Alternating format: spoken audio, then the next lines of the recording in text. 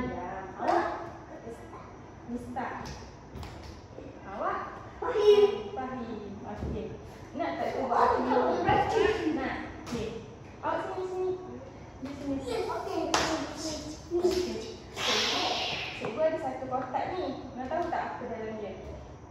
Nak? Apa tahu ya? Ke sana. Apa dia ni? Gambar apa? Gambar. Food. Gambar ni sakit ke? Di situ. Gambar ni sakit ke? Cikgu tanya ni makan apa? Burger. Okey. Burger no healthy food. Ni? Brokoli. Brokoli healthy food. Yang ni? Carrot. Carrot. Ini buah. Yang ni? Banana. Banana. Chicken banana. Apa tu? Donut. Donut. Sawi. Sawi. Tomato. Tomato. Tomato cherry. Okey. Pisang. Pizza. Watermelon. Okey dah. Ice cream. Ice cream. Okey dah. Ice cream. Okey. Nak tak kita tulisannya? Okey. Nak tak kita buat aktiviti yang seterusnya? Nak tak? Nak. Okey.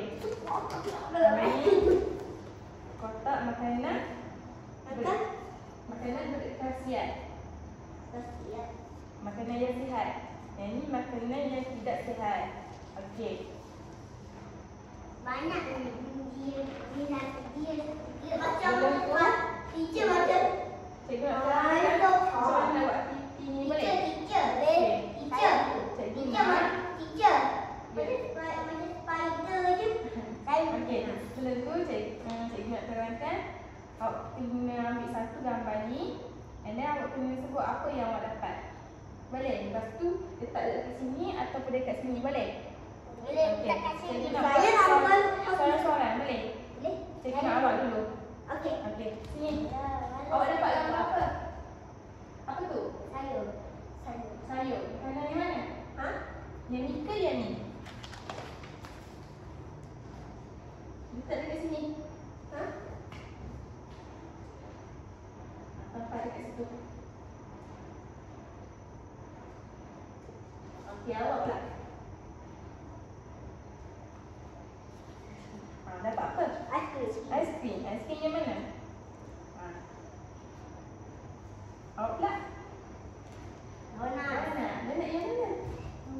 Betul ke? Salah. Dekat sini.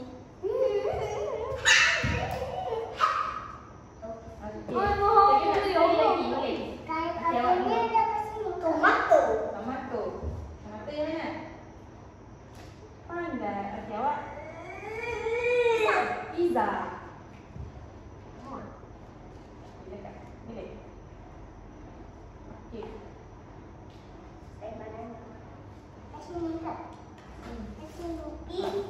Pisang ke sini. Ayah sini le.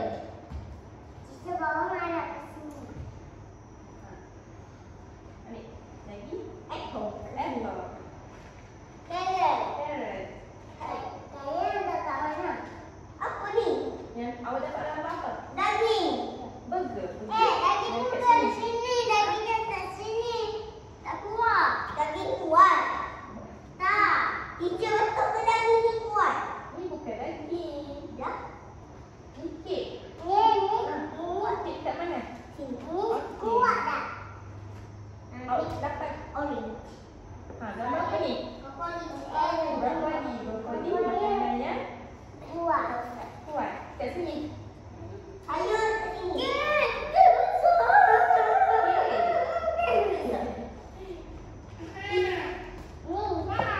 Dah.